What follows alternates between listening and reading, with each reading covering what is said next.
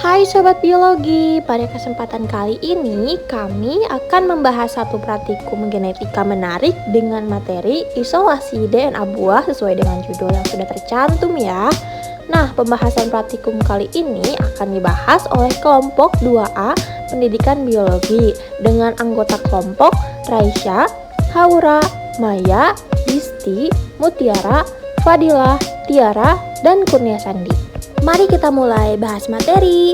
Kalian Sobat Biologi tahu nggak sih apa itu isolasi DNA dan kenapa isolasi ini terjadi pada buah? Nah Sobat, isolasi DNA merupakan pemisahan molekul DNA dari komponen sel. Lalu apa tujuan dari praktikum isolasi DNA buah ini? Pembahasan praktikum isolasi DNA dilakukan bertujuan untuk mengetahui proses isolasi DNA menggunakan ekstrak buah-buahan dan pengaruh macam buah terhadap kualitas DNA yang dihasilkan dalam proses isolasi. Kegiatan praktikum isolasi DNA buah dilakukan pada hari Rabu tanggal 7 Juni 2023 bertempat di Laboratorium Biologi. Sebelum itu kita siapkan alat dan bahannya terlebih dahulu ya Sobat. Untuk alat dan bahan praktikum isolasi DNA buah, alat ada beker gelas, kertas saring, tabung reaksi, pengaduk, corong kaca, pipet tetes, botol vial, sarung tangan lateks, sendok pengaduk, dan timer waktu. Dan untuk bahannya ada jus pepaya, jus stroberi, jus buah naga, jus pisang, jus semangka, larutan deterjen, NaCl, dan alkohol 95%. Nah Sobat, kalau alat dan bahannya sudah lengkap semua, kita mulai aja yuk praktikumnya. Tapi sebelum itu, kita harus mempelajari dulu ya prosedur umum dari isolasi DNA itu apa aja sih? Ada homogenisasi. Homogenisasi adalah proses penyeragaman ukuran partikel dalam upaya mempertahankan kestabilan dari sebuah campuran yang terbentuk dari dua fase yang tidak dapat menyatu atau disebut emulasi. Melitz menghancurkan sel dengan cara mekanik maupun kimiawi karena untuk mengekstrasi DNA, dinding sel jika ada, membran sel, dan membran nukleus pada eukariot harus dihancurkan terlebih dahulu sehingga DNA dapat keluar dan terlihat masanya. Kemudian ada tahap separasi. Separasi adalah proses pengocokan jus buah dengan buffer lysis dengan metode angka 8. Yang terakhir ada presipitasi. Presipitasi yaitu pemisahan DNA dari larutan dengan cara mencampurkannya dengan suatu bahan tidak dapat pelarutkannya atau DNA sehingga ia dapat memisah atau terpresipitasi. Nah, jika Sobat Biologi sudah paham dengan prosedurnya, langsung saja kita mulai ke langkah kerja ya. Langkah kerja yang pertama, tuang jus buah ke dalam beker gelas. Tuang masing-masing jenis jus ke dalam satu buah beker gelas ya.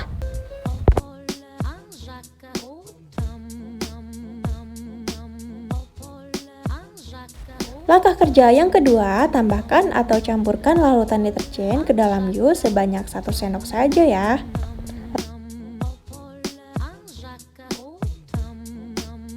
Selanjutnya, langkah kerja yang ketiga, tambahkan NaCl ke dalam campuran jus dan deterjen sebanyak 1 sendok saja ya Sobat.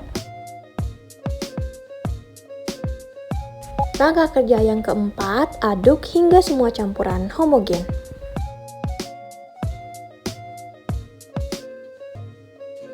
Selanjutnya, yang kelima, tuangkan campuran jus dan buffer lysis ke dalam botol vial. Nah Sobat Biologi, tahu nggak sih tujuan ditambahkan buffer lysis itu apa? Nah tujuannya itu untuk menghancurkan jaringan dan membran sel, mengeliminasi kontaminan sehingga yang didapatkan pada tahap ini ialah DNA genom.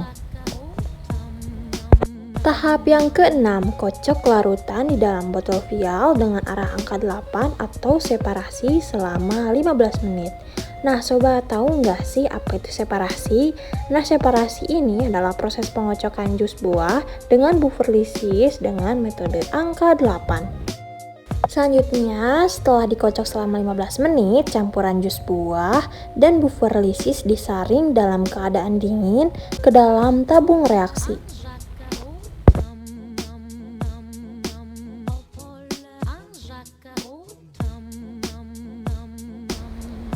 Filtrat hasil penyaringan kemudian ditetesi alkohol dingin secara perlahan dengan cara ditetesi melalui dinding botol.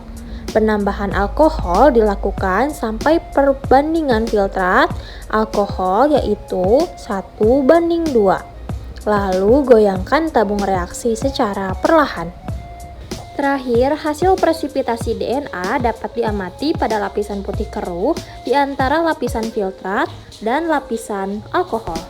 Nah, dapat kita tarik kesimpulan fungsi kimikaliannya praktikum isolasi DNA buah. Dalam praktikum, larutan yang digunakan adalah larutan deterjen yang ditambahkan pada larutan jus yang bisa menyebabkan rusaknya membran sel. Garam ditambahkan agar bisa memberikan kondisi ionik sehingga reaksi berjalan dengan stabil. Garam juga dapat digunakan sebagai penghilang protein dan karbohidrat, menjaga kestabilan pH lysing buffer. Garam juga membantu proses pemakatan DNA. Lalu, apa fungsi alkohol pada isolasi DNA buah? Penggunaan alkohol ini berfungsi untuk mengikatkan strand DNA yang telah berkumpul karena pemakatan garam dan pada suhu di bawah 20 derajat Celcius atau kurang. Alkohol akan mempresipitasikan asam nukleat polimerik dengan baik. Nah, dari praktikum yang sudah dilakukan dapat kita tarik pembahasan dan kesimpulannya. Dari hasil percobaan didapatkan bahwa stroberi lebih banyak terdapat benang putih.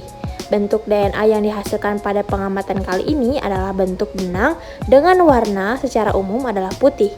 Urutan yang terdapat pada benang putih dari yang lebih banyak ke yang lebih sedikit antara lain stroberi, pisang, buah naga, pepaya, dan yang terakhir adalah semangka. Nah sobat, kita tarik kesimpulan bahwa kadar air di dalam buah mempengaruhi waktu yang digunakan dalam presipitasi DNA. Semakin tinggi kadar air dalam buah, semakin lama pula waktu yang diperlukan dalam mempresipitasi DNA.